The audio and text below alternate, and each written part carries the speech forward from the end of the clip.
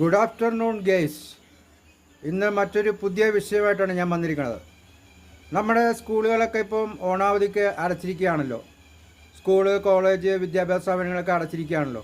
അപ്പോൾ ഈ പറഞ്ഞ ഇത്ര 10 ദിവസത്തോളം അവരൊക്കെ അധ്യാപകരും വിദ്യാർത്ഥികളും കുട്ടികൾക്കൊക്കെ വീട്ടിലിരിക്കാവുന്ന സമയമാണ്. ഇതേപോലെ നമുക്ക് സർക്കാർ ഉദ്യോഗസ്ഥർക്കും സർക്കാർ സ്ഥാപനങ്ങൾക്കും 10 ദിവസം ഈ അധ്യാപകർക്ക് കൊടുക്കുന്ന അവധി അവർക്കും നൽകണം എന്നാണ് എൻ്റെ അഭിപ്രായം. കാരണം സർക്കാർ ഓഫീസുകളുടെ ചിലവ് കുറയ്ക്കാൻ സാധിക്കും.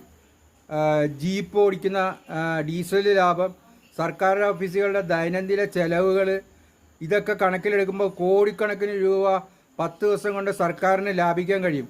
ഇത് സർക്കാർ ഈ സാമൂഹ്യ സുരക്ഷാ പെൻഷനോ മറ്റു കാര്യങ്ങൾക്കോ വിനിയോഗിക്കാൻ പറ്റും. അതുകൊണ്ട് എത്രയും വേഗം ഈ അധ്യാപകർക്ക് കൊടുക്കുന്ന അവധി, സ്കൂളുകൾക്ക് കൊടുക്കുന്ന ഈ അവധി പിന്നെ സർക്കാർ ജീവനക്കാർക്ക് മുഴുവൻ ഉദ്യോഗസ്ഥർക്കും സർക്കാർ ഓഫീസുകൾക്കും കൊടുക്കേണ്ടതാണെന്നാണ് എൻ്റെ അഭിപ്രായം. ഇത് ശരിയല്ലേ?